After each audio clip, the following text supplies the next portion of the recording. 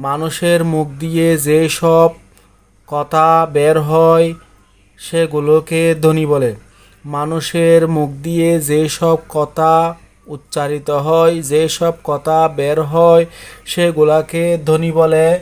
ধ্বনি বাংলাতে বলে, বাংলা ব্যাকরণে সেগুলাকে ধ্বনি বলে। ইংলিশে সেগুলাকে সাউন্ড বলে। ইংলিশে সেগুলাকে সাউন্ড বলে বা ভয়েস বলে। আরবিতে সেই শব্দকে বলে লফজ। আরবিতে সেই শব্দকে বলে লফজ। মানুষের মুখ দিয়ে যে কথা বের হয় সেগুলাকে আরবিতে বলে লফজ। আর লফজ হচ্ছে দুই প্রকার। লফজ মূলত দুই প্রকার, মাউজু মুহমাল। মাউজু মুহমাল, মাউজু অর্থ মিনিংফুল শব্দ।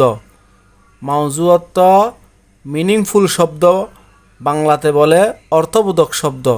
যেই শব্দগুলার অর্থ পাওয়া যায়, যেই শব্দগুলা বিশ্লেষণ করলে কোনো একটা অর্থ পাওয়া যায়, সেই শব্দকে বলে মাউজু।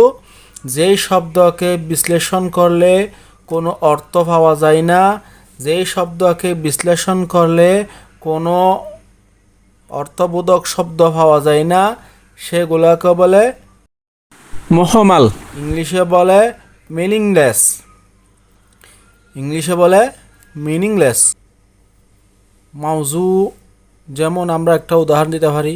আমরা কথায় কথায় বলি বাত টাত খাইছো কিনা। বাতের অর্থ আছে, তাতের কোনো অর্থ নাই। বাত তাত।